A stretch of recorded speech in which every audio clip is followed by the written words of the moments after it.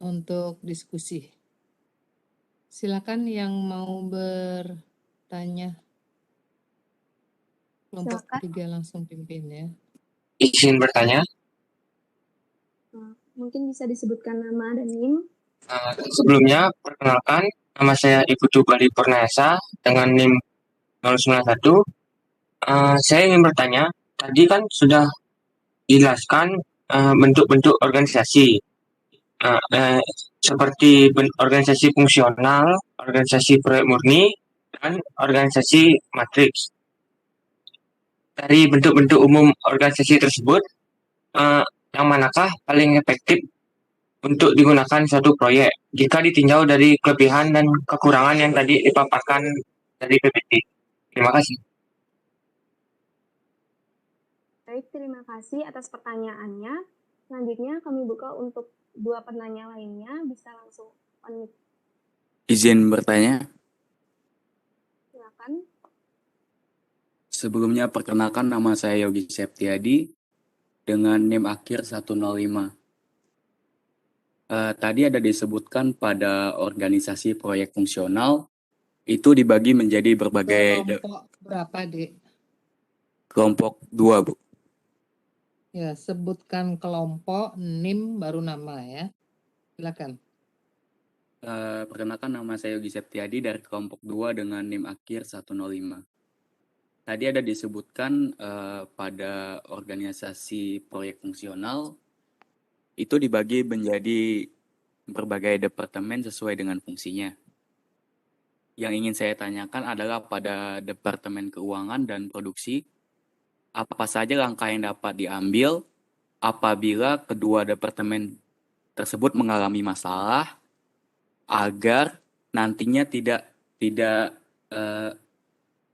agar biaya tidak membengkak. Sekian, terima kasih.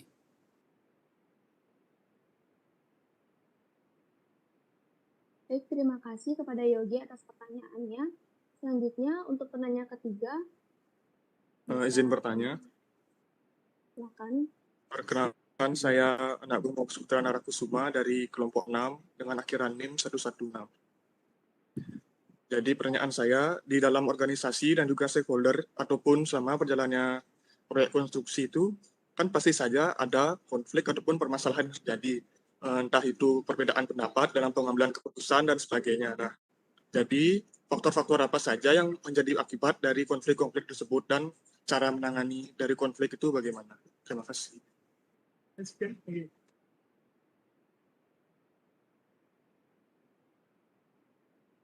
Baik, terima kasih atas pertanyaannya. Untuk saat ini sudah tertampung 3 penanya. Kami minta waktu sekitar 5 menit untuk berdiskusi. Setelah itu baru kita akan berdiskusi dan bagi teman-teman yang bisa menanggapi juga kami persilakan. Terima kasih.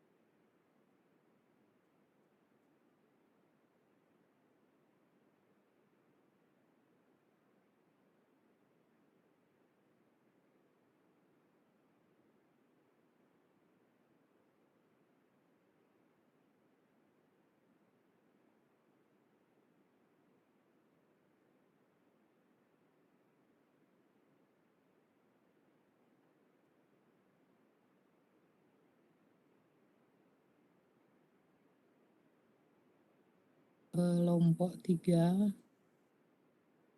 Boleh screen-nya dipindah ke stakeholder tadi. Kemana tadi pertanyaannya? Bawa ke sana ininya, screen-nya.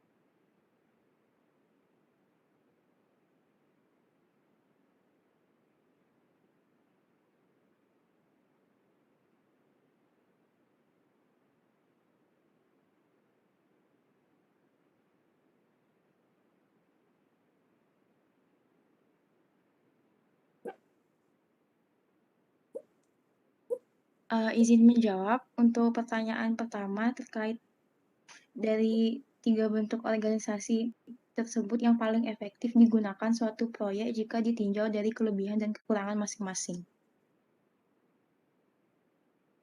Menurut kelompok kami, seperti yang sudah dijelaskan saat pemaparan materi dari berbagai bentuk struktur organisasi, organisasi yang paling efektif untuk suatu proyek konstruksi tidak bisa ditentukan secara sembarangan, karena hal itu tergantung dengan kebutuhan proyek itu sendiri. Misal organisasi fungsional yang memiliki kelebihan yang lebih efisien dalam hal pengawasan ataupun penggunaan sumber daya, karena tiap personil atau divisi hanya perlu berkoordinasi dengan satu atasan, sehingga cocok digunakan untuk proyek manufaktur di mana manajer produksi langsung menerima informasi dan menjadi penghubung dengan divisi di bawahnya dan lebih cocok untuk proyek berskala kecil dengan sedikit risiko dan waktu serta biaya bukan hal yang kritis. Begitupun untuk organisasi yang lainnya. Sehingga kita tidak bisa semata-mata memilih organisasi yang paling efektif untuk suatu proyek, karena itu kembali lagi dengan kebutuhan proyek tersebut. Namun, jika disuruh memilih, yang paling efektif menurut kelompok kami adalah adalah organisasi matriks, karena merupakan gabungan dari metode fungsional dan murni, sehingga dalam pengerjaannya, proyek yang lebih besar dapat dipersingkat proses pengambilan Coba keputusan. Keluarkan matriksnya mana?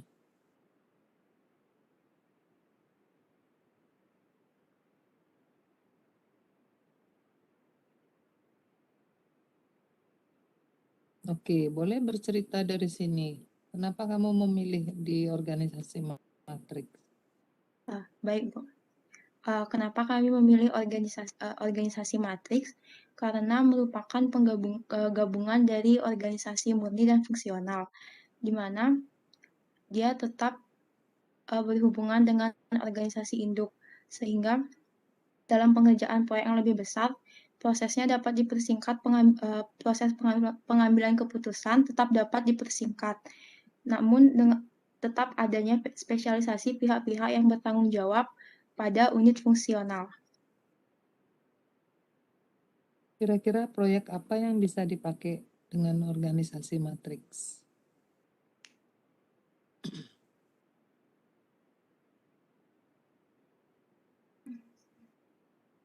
Kalau proyek konstruksi cocok enggak?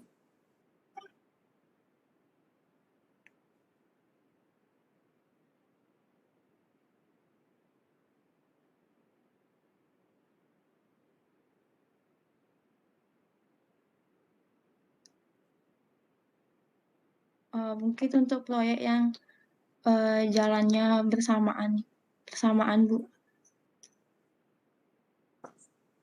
Maksudnya? Izin menjawab, Bu. Izin menambah. Menurut saya, Maksudnya bersamaan itu gimana?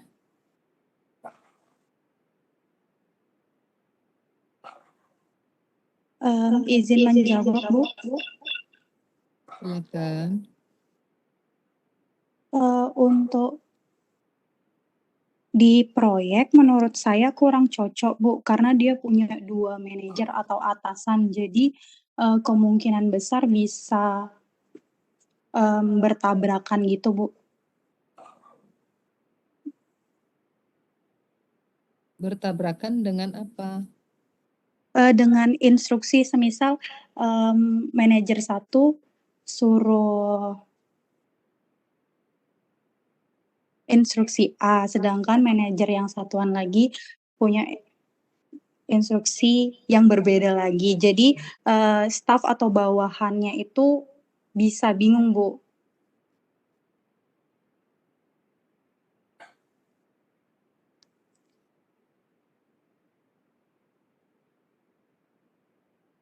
Coba dilihat di situ kebutuhan dari masing-masing adanya manajer tadi atau direktur ya di sini ya. Ada dir komersial, ada dir apa tuh yang kedua tuh kecil sekali enggak kelihatan.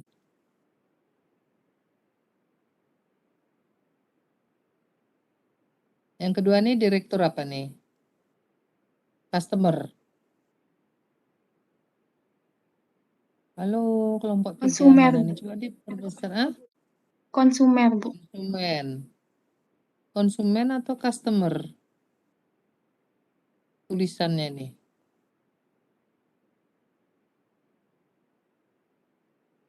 Konsumen, Bu.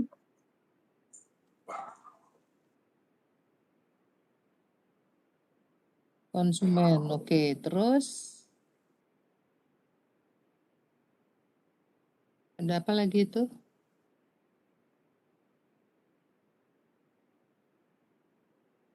Direktur operasi, direktur treasury dan Direktur internasional. operasi. Oke. Apa nih yang ketiga? Direktur Trisuri. Treasury, ya. Apa itu Trisuri?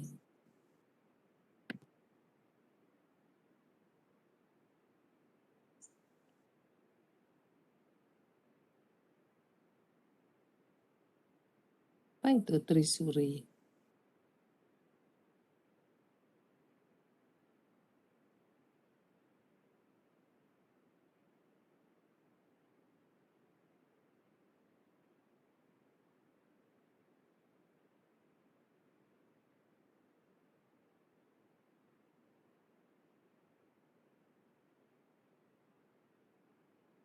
Kira-kira organisasi matriks ini bisa atau disederhanakan enggak?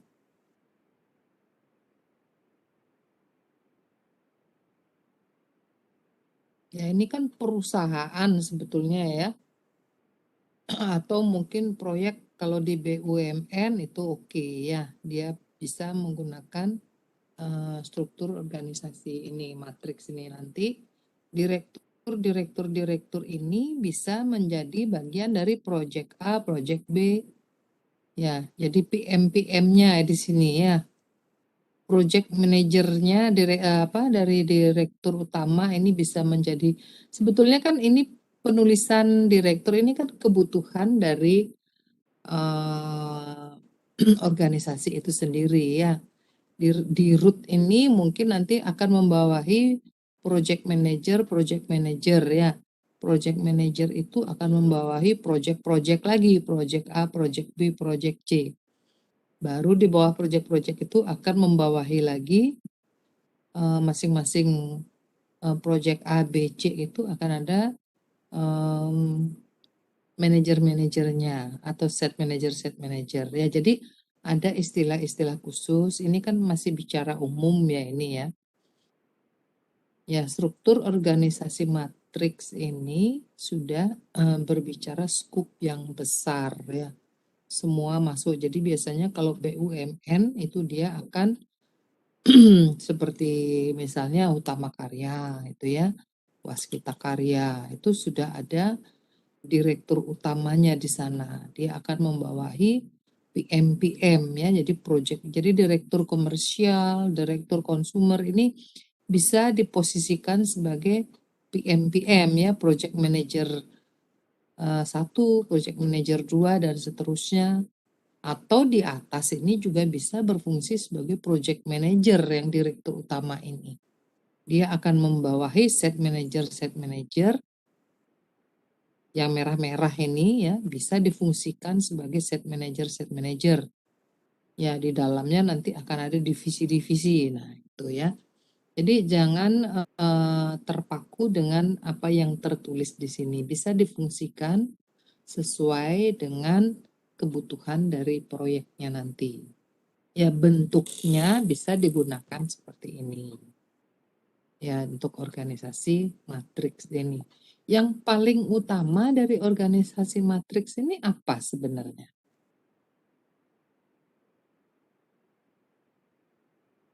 Bisa dijelaskan?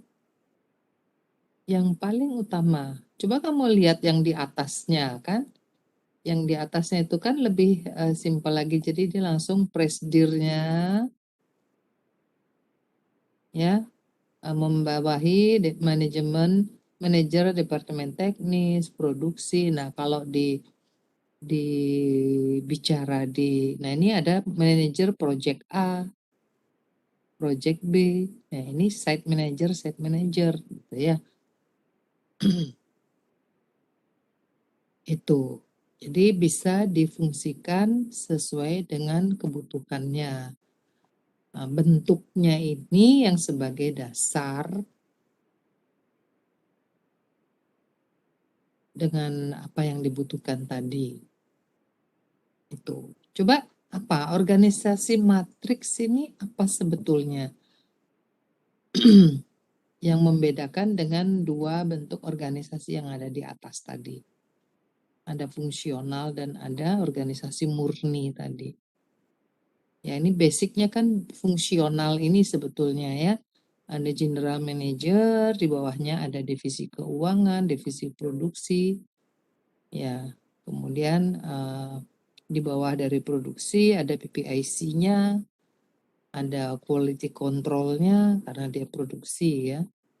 Ya, mungkin kalau di bidang teknik dia juga akan bisa digunakan bentuk general manager ini mungkin akan menjadi general manager biasanya kan di hotel ya dipergunakannya. Kalau di project-project dia bisa menjadi site manager misalnya di sini ya. Site manager ini dia akan membawahi mungkin bagian biaya mutu waktu gitu ya. Yang ketiga dari BMW dari apa? Ketiga utama di dalam suatu proyek ya. Jadi tentang biaya, kemudian mutu, kemudian tentang waktu gitu ya. Jadi siapa yang akan mengontrol dari ketiga komponen tadi ada di bagian-bagian dalamnya. Ya, bagian mutu tadi ya pasti langsung berkecimpung dengan pelaksanaan proyek tadi. Jadi ada quality controlnya di dalamnya. Itu ya. Ini basic dari suatu organisasi. Nanti basic ini bisa dikembangkan sesuai dengan kebutuhan Anda masing-masing ya. Itu mungkin yang bisa Ibu jelaskan dulu yang tadi pertanyaan Ibu, matriks ini apa itu mungkin PR-nya kelompok ini coba nanti terakhir boleh dijawab. Ya. Kelompok 3 bersuara dong kalau Ibu tanya gitu. Baik, Bu. Oke, silakan diteruskan yang tadi bertanya lagi. Selanjutnya, izin menjawab untuk pertanyaan dari Yogi. Atau mungkin kembali dulu inti jawabannya dari pertanyaan tadi apa? Bentuk mana yang paling efektif ya itu ya untuk proyek?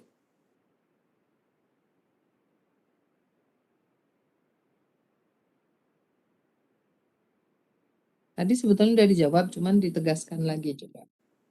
Kalau menurut saya, Bu, bentuk-bentuk organisasi yang paling efektif itu kembali lagi dilihat dari skala besar kecilnya suatu proyek. Kalau proyeknya itu kecil, lebih baik menurut saya menggunakan organisasi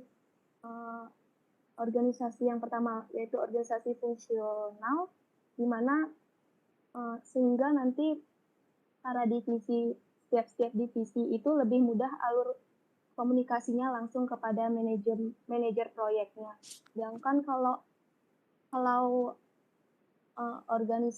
proyeknya berskala lebih besar seperti yang Ibu bilang tadi, seperti pembangunan pemerintahan ataupun proyek-proyek besar lainnya, bangunan-bangunan sipil lainnya, menurut saya lebih baik menggunakan organisasi matriks di mana ada penanggung jawabnya di setiap divisi dan ada lebih ke klasifikasi masing-masing tugas-tugas yang ada tuh. Saya seperti itu, Bu. Jadi inti jawabannya apa? Yang paling efektif untuk proyek. Inti jawabannya kamu apa terus? Yang efektif yang gini, Bu, yang fungsional. Dan tergantung Kembali lagi kamu tadi sudah benar jawabannya kok malah jadi salah. Ya kembali lagi dari jenis proyeknya, besar kecilnya proyek, kita nggak bisa bilang. Tadi udah dijawab ya. Semua melihat kelas dari proyeknya. Kalau dibilang paling efektif belum tentu yang fungsional lebih efektif kalau dia proyeknya besar misalnya gitu ya. Jadi jawabannya cukup yang paling efektif ya. Tidak bisa dibilang mana yang paling efektif, semua tergantung pada kebutuhan atau kelas besar kelas proyeknya. Ya, jadi jabarannya tadi sudah betul itu. Cuman untuk menjawab yang ditanya tadi yang harus ada klimaksnya ya. Oke, itu mungkin jawaban yang nomor 1 sudah dipaparkan tadi. Silakan yang lainnya.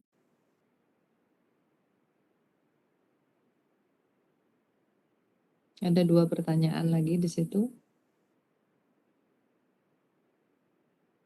Izin menjawab untuk pertanyaan dari Yogi tadi, pertanyaan yang kedua mengenai langkah-langkah yang diambil oleh Departemen Keuangan dan Produksi agar budget proyek konstruksi tidak membengkak. Itu yang pertama adalah monitoring penggunaan anggaran proyek secara transparan dan ketat.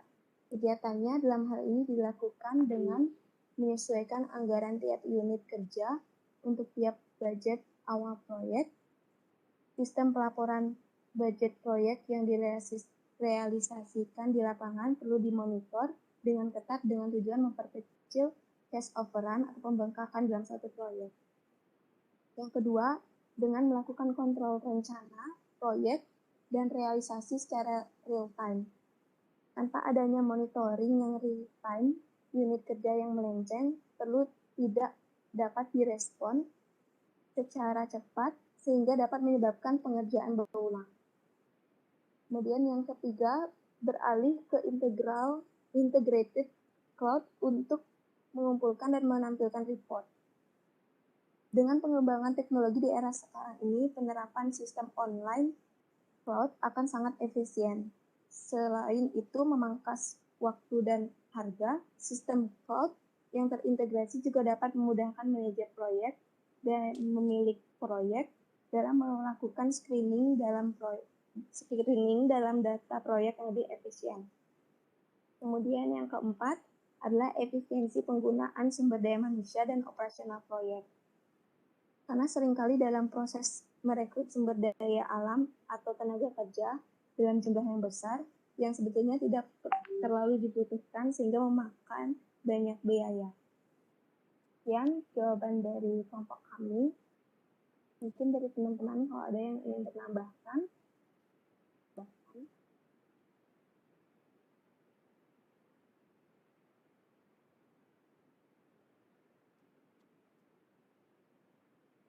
Kelompok lain ada menambahkan?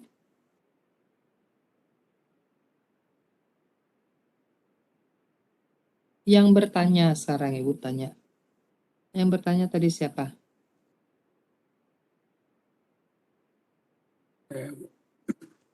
Saya, Bu. Yogi, Bu. Yogi ya. Yogi sudah bisa terima jawabannya?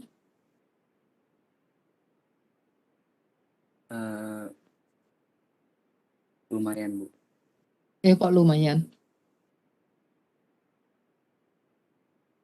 Lumayan efektif untuk menghindari bengkaknya anggaran dana, Bu. Apa tadi yang dijawab oleh kelompok 3? Kamu coba rangkum sekarang. Dari pertanyaan yang kamu berikan tadi, coba dirangkum.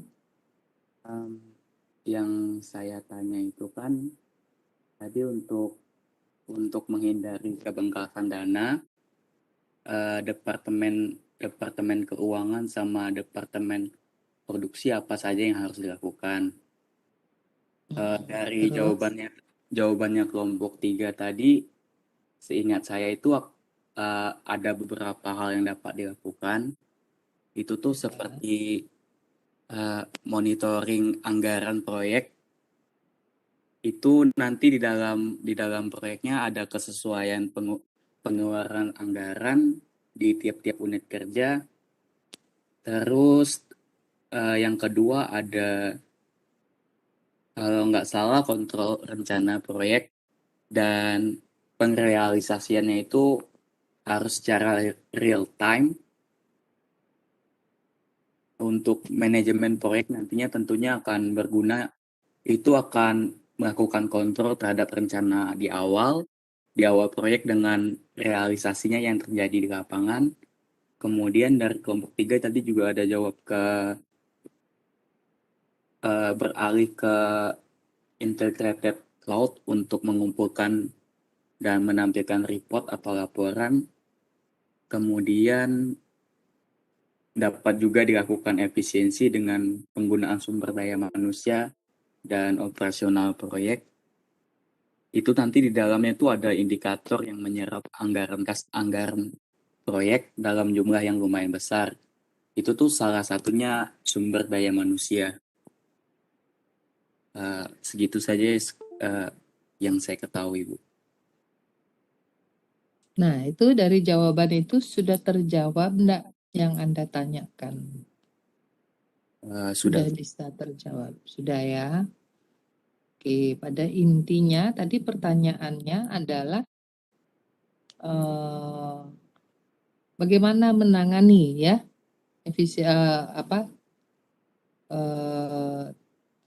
kalau terjadi pembengkakan biaya gitu. Ya, Bu. Oke. Mungkin pertanyaan saya sekarang kembali lagi terkait dengan pembengkakan biaya. Kira-kira apa saja yang menyebabkan terjadinya pembengkakan biaya?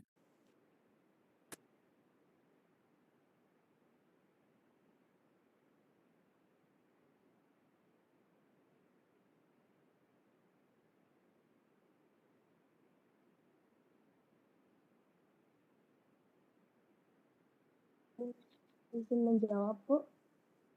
Oke. Kalau menurut saya, hal-hal yang dapat menyebabkan terjadinya pembengkakan biaya itu karena pada tahap awal itu kurangnya fokus dan analisis yang tepat dalam menganalisis segala hal-hal yang dapat diperlukan dalam suatu proyek, Bu. Jadi pada tahap misalkan dalam suatu tahap perencanaan terjadi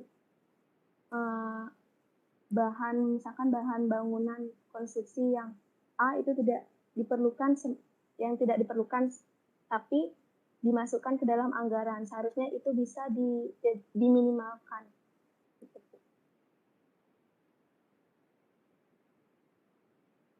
Oke, bahan yang tidak diperlukan masuk dalam anggaran. Izin menambahkan, Bu. Silakan. Menurut saya, setahu saya itu kan penyebab pembengkakan dana itu seperti yang sudah dijelaskan minggu lalu, itu ada di dalam project life cycle, apalagi di tahap awal seperti tahap perencanaan dan tahap eksekusi. Di tahap eksekusi itu akan dilakukan biasanya dijalankan bersamaan, dilaksanakannya proyek mulai dari pembelanjaan sampai konstruksi. Sebelum tahap pembelanjaan ini kan ada tahap perencanaan, Bu. Mungkin yang menjadi penyebab pembengkakan dana adalah salah pengiraan terhadap kebutuhan material yang akan dipakai untuk rekonstruksi nantinya.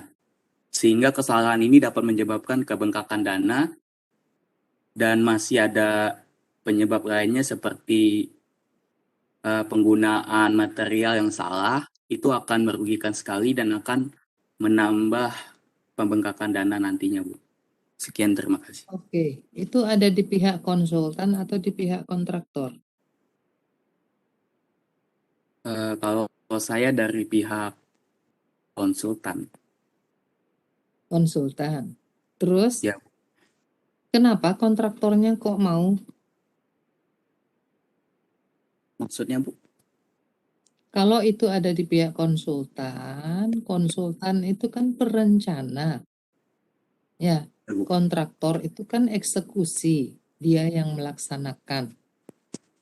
Ya, Bu. Ya, sekarang kerugian itu kan pasti ada pada pihak kontraktor. Kenapa dia kok mau melaksanakan itu? Kalau dari saya, kemungkinan ada beberapa penyebab seperti miscommunication antara kontraktor dan si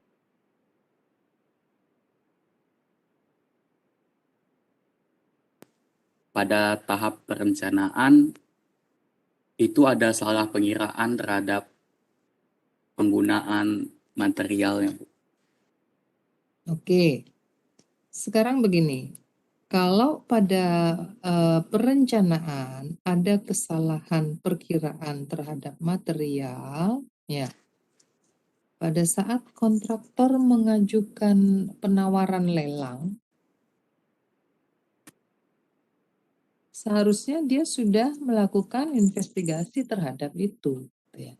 Kan kontraktor kalau mengajukan lelang dia sudah harus melihat site, dia sudah harus melihat bahan ini cocok atau tidak, dia sudah harus melihat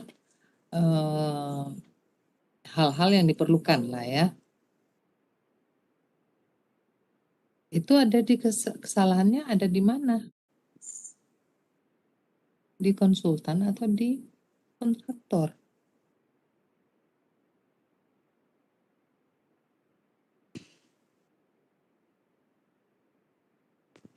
Ya, harusnya kontraktor itu sudah lebih bersifat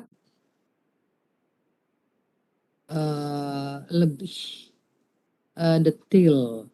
Ya, kadang-kadang konsultan itu dia melakukan suatu cek site itu masih secara umum. Ya, makanya nanti kalau Anda semua siapapun yang menjadi kontraktor gitu ya. Nah, hal-hal di awal inilah yang perlu Anda telusuri dulu, identifikasi dulu site itu seperti apa. Bagaimana site yang ada dengan gambar yang diberikan udah sesuai enggak? Ternyata site-nya curam. Di gambar dia hanya menulis minus 1 meter. Ternyata baru dilihat site-nya sampai 7 meter. Nah, itu kalau kalian hanya membaca gambarnya saja tanpa mengidentifikasi site, itulah sumber ya, kegagalan biaya. Itu ya. Jadi kita tidak bisa menyalahkan perencana gitu ya.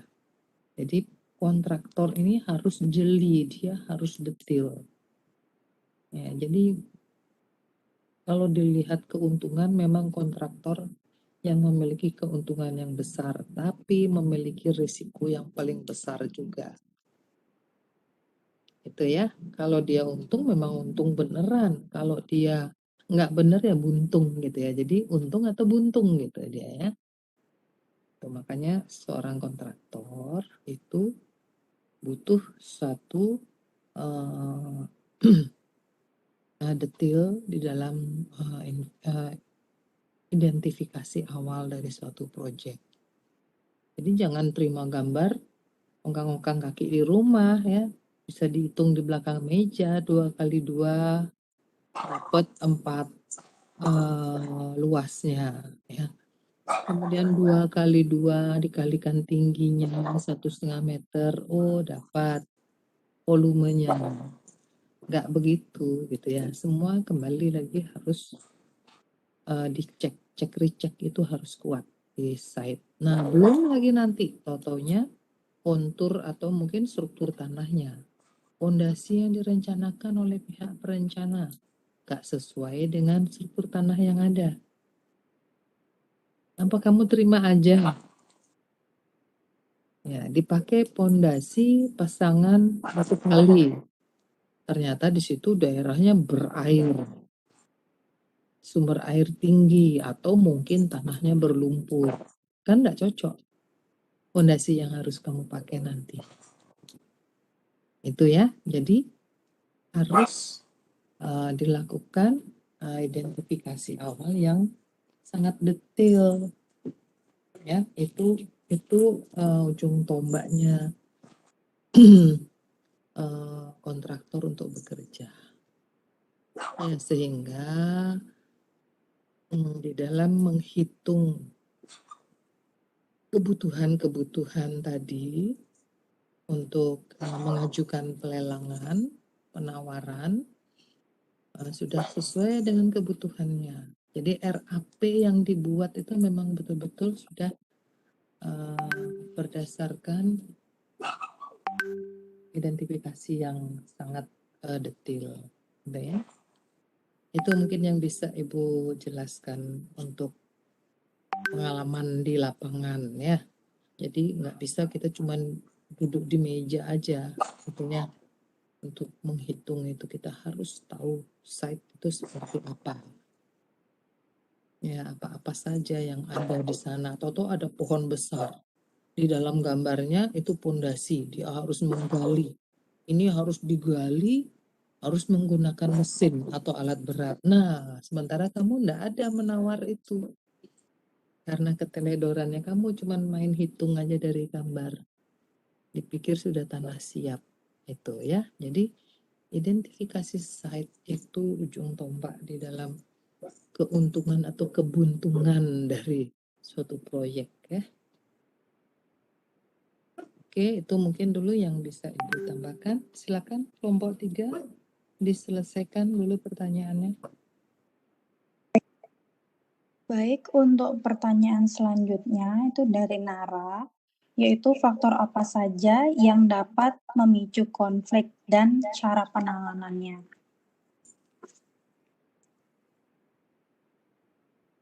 Konflik merupakan kondisi yang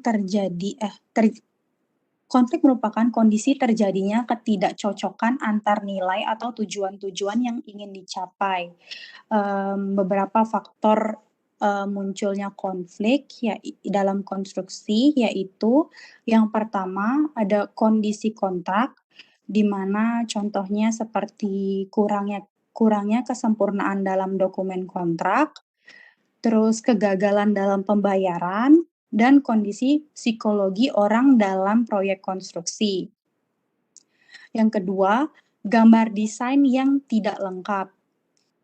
Misalnya masalah bawah permukaan tanah, gambar pada masalah bawah permukaan tanah. Terus risiko-risiko yang akan muncul, perencanaan yang kurang lengkap, dan metode kerja dan spesifikasi yang kurang. Yang ketiga itu ada proses konstruksi yang kurang.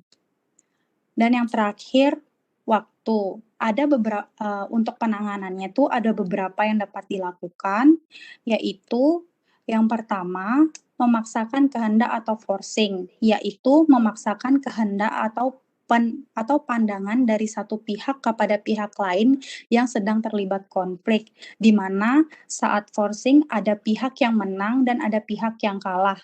Biasanya pihak yang kalah itu pihak yang kurang data-datanya. Dan yang kedua, ada pemecahan masalah, yaitu membicarakan secara terbuka dan langsung berdialog antara pihak-pihak yang terlibat.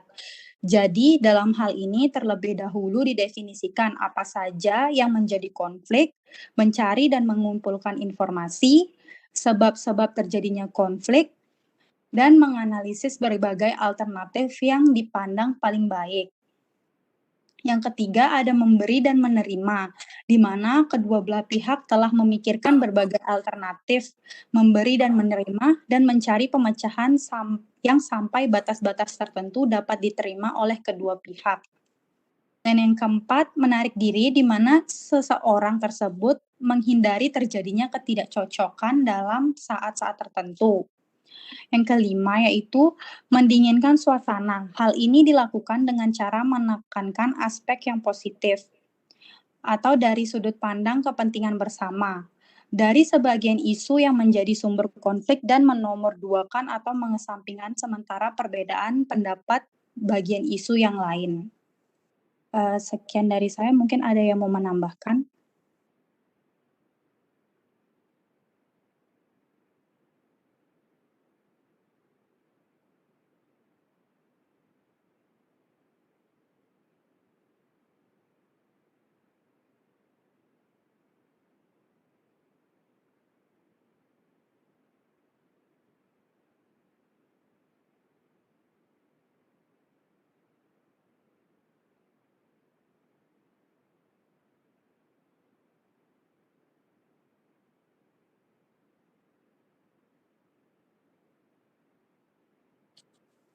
Oke, silakan kelompok 3 bisa ditutup aja, waktunya mungkin sudah habis juga.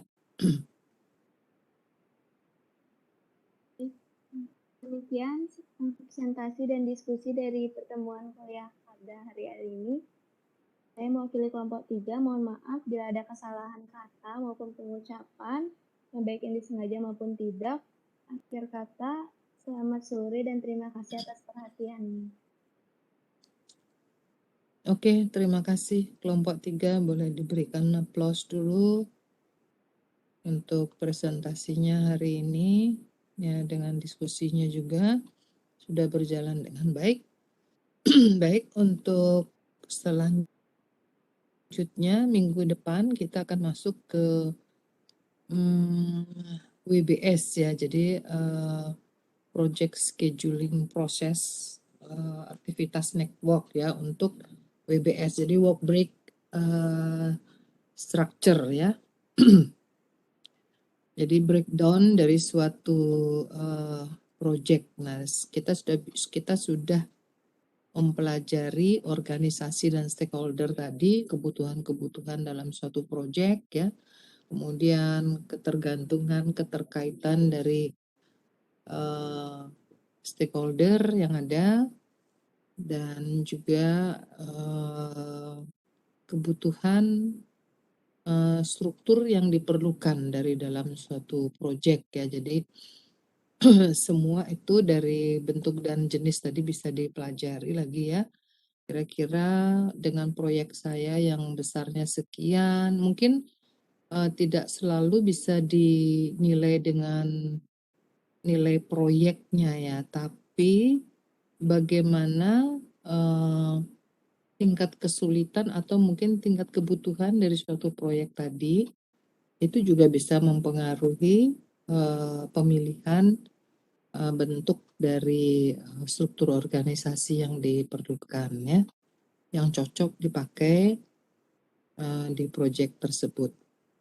Nah, untuk minggu depan kita bicara project scheduling proses ya dalam activity dari suatu network. Jadi bagaimana kita bisa mengatur waktu dari project tadi ya. Jadi dimulai dengan work breakdown structure-nya ya. Jadi kita membreakdown semua pekerjaan ini nanti sehingga kita bisa memunculkan ketergantungan dari pekerjaan satu dengan yang lainnya. Itu ya. Jadi untuk minggu depan ini saya minta kelompok 1 dulu ya. Jadi sampai ke estimating task time-nya. Ya, kalau bisa mungkin diilustrasikan dengan apa namanya? Microsoft Project ya, Microsoft Project yang jadi ada apa namanya? Ada item-item yang ada di dalam Microsoft Project yang mana yang bisa dipakai untuk scheduling tadi. Tuh ya, kelompok 1 ini kan 4 orang kan ya. Ya, jadi materinya ini cukup banyak untuk scheduling ini silakan di apa namanya? Disiapkan materinya, cari ya. Jadi searching silakan dicari. Kemudian bagaimana kita menyusun suatu breakdown tadi ya, breakdown dari structure tadi. Ya. Sampai karena di situ akan menghasilkan level-level, jadi setiap level akan menurunkan sampai ke level yang terkecil. Gitu ya. Itulah WBS tadi ya, work breakdown structure ya. Sehingga kita bisa menyusun suatu item pekerjaan pada scheduling nanti ya, mana misalnya pekerjaan tanah. Dalam pekerjaan tanah itu ada pekerjaan apa lagi, diturunkan lagi di level 2-nya. Nah, level 2 ini akan ada lagi bagian-bagian di dalamnya, turunkan lagi ke level 3 sampai detail ke kebutuhan yang terkecil ya. Itu nanti di WBS tadi. Oke, silakan kelompok 1, Yason mungkin yang mimpin ya nanti ya. Disiapkan, mudah-mudahan yang lainnya, untuk yang lainnya silakan meringkas seperti biasa ya. Jadi kalian membuat apa namanya? Ambil dari referensi-referensi, kemudian seperti membuat paper lah ya. Jadi seperti membuat ya, jadi materi itu silakan dikumpulkan, kemudian nanti minggu depan pada saat presentasi mungkin kalian dari kelompok 3 atau kelompok 4 ada tambahan, atau dari kelompok 7 ada tambahan lagi. Nah, itu jadi saling melengkapi ya. Untuk kelompok 1 bisa menyempurnakan materinya. Oke ya, nanti sebetulnya nanti di akhir, oh ya, Ibu lupa satu lagi ya. Kalian lebih baik bikin PPT tadi dilanjutkan ke video. Ya, kalau yang semester lalu itu sudah videonya sudah tayang banyak sekali ya. Kalian pasti sudah bisa lihat juga itu ya. Nah, kelompok-kelompok yang sudah kemarin presentasi silakan lengkapi buat videonya. Ya, untuk yang minggu depan silakan dimulai dengan videonya juga ya. Jadi yang dikirim itu videonya, yang dipresentasikan PPT-nya itu. Ya.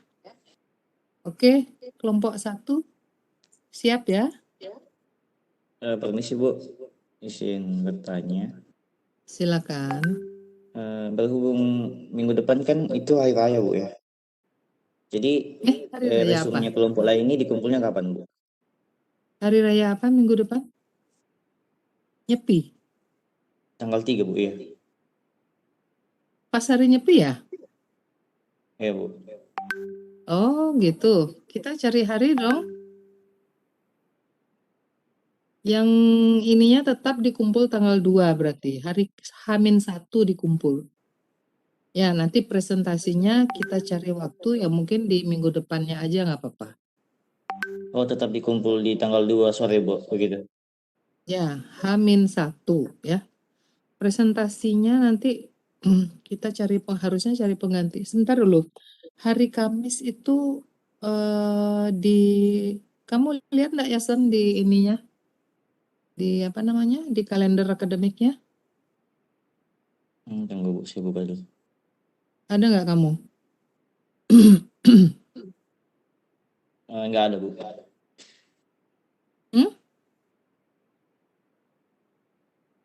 Kalau kita ketemunya 15 kali pertemuan, berarti kita harus nambah 1 kali hari lain. Tanggal 3 itu hari Kamis berarti. Oke, nanti gini aja. Silakan ini kan H-1-nya tetap kita jalani. Nanti hari presentasinya kita carikan hari yang bisa semua ya. Nyepi kuliah kan dimarah saya nanti sama Pak Gubernur ya. Ini juga Bu, Enak untuk yang tidur. video tadi itu maksudnya gimana Bu ya? Video presentasi itu gimana? PPT-nya kamu itu divideokan. Kamu coba searching tuh konstruksi, manajemen konstruksi kakak-kakak kelas kemarin udah banyak sekali. Ya, divideokan. Jadi PowerPoint-nya tuh kalian videokan. Kamu ngomong udah bergantian bertiga. Oh iya Bu. Itu setiap kelompok gitu semua Bu? Apa untuk materi tertentu aja? Semua harus buat. Maaf Bu, jadi maksudnya videonya Ya, itu seperti dipresentasikan ulang tetapi divideokan ya Bu ya? ya, divideokan. Ya, tapi nanti pada waktu kita presentasi jam kuliah, bukan videonya yang diputar, gitu ya. Kamu presentasi biasa, PPT-nya yang diputar. Ya, videonya yang dikumpul ya. Paham nggak? Paham. Ya Bu.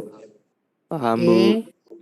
Ya, sudah. Silakan dilengkapi sampai minggu depan H-1 tugasnya Ibu tunggu ya. Selamat sore. Resume Tunggu, sampai maksudnya gimana buat Bu? Berarti untuk yang kelompok yang sudah presentasi aja ya?